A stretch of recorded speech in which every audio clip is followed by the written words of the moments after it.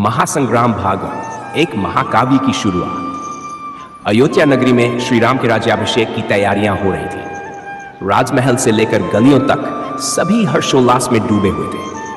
परंतु अयोध्या के इस शांतिपूर्ण वातावरण में एक अनजान खतरा मंडरा रहा था। दूर दंडकारण्य के गहरे जंगलों में रावण के भाई कुंभकर्ण और उसकी शक्तिशाली सेना ने एक विशाल महासंग्राम की योजना बनाई थी। ये योजना रावण के निर्देश पर बनी थी, जो सीता के अपहरण का बदला लेने और श्री राम की शक्ति को समाप्त करने के लिए थी। कुंभकर्ण की सेना में राक्षसों, मायावी योद्धाओं और भीमकाय जीवों का संगम था। उनका उद्देश्य था कि श्री राम, लक्ष्मण और हनुमान को पकड़कर रावण के समक्ष प्रस्तुत किया जाए। कुंभकर्ण ने अपने गुप्तचरों को अयोध्या भेजा ताकि वह श्री राम के राज्याभिषेक की योजना की जानकारी प्राप्त कर सके और उस पर आक्रमण कर सके। इधर श्री राम को अपने भीतर एक अदृश्य संकट का आभास हो रहा था। उनकी अंतरात्मा उन्हें बार बार संकेत दे रही थी कि कुछ भयंकर होने वाला है। अपने गुरुओं से सलाह लेने के बाद श्री राम ने निर्णय लिया कि वे तुरंत अयोध्या छोड़कर दंडकारण्य की ओर प्रस्थान करेंगे, जहां वे उस अज्ञात संकट का सामना कर सकें।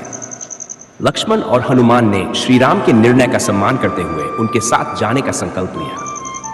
तीनों योद्धा अपनी पूरी तैयारी के साथ अयोध्या से प्रस्थान कर गए। दंडकारण्य के गहरे जंगलों में कुंभकर्ण की विशाल सेना ने उनका इंतजार कर रही थी। यह एक ऐसा संग्राम था जिसमें केवल शारीरिक शक्ति ही नहीं, बल्कि मानसिक दृढ़ता, योग्यता और विश्वास की भी परीक्षा होने वाली थी। जंगल की गहराई में प्रवेश करते ही श्री राम और उनके साथियों को एक मायावी वातावरण ने घेर लिया।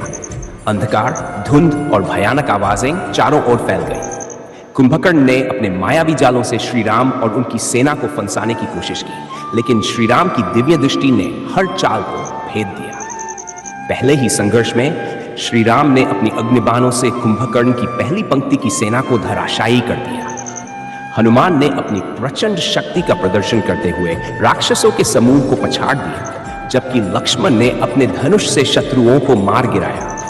लेकिन कुंभकर्ण कोई साधारण योद्धा नहीं था। उसने अपने मायावी शक्तियों से एक ऐसा अस्त्र निकाला जो पूरी दुनिया को अंधकार में डुबो सकता था। श्री राम ने देखा कि यह अस्त्र यदि प्रकट हुआ तो समूची सृष्टि में हाहाकार मच जाएगा। श्री राम ने तुरंत ध्यान लगाया और अपने भीतर की सारी ऊर्जा को एकत्रित कर उस अस्त्र की ओर प्रस्थान किया।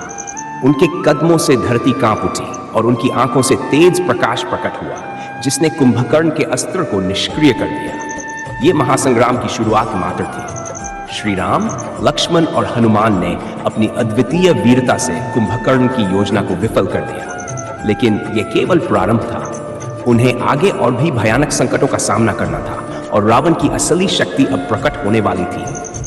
कहानी जारी रहेगी महासंग्राम भाग 2 में, जहां रामायण की इस नई गाथा का दूसरा अध्याय खोलेगा।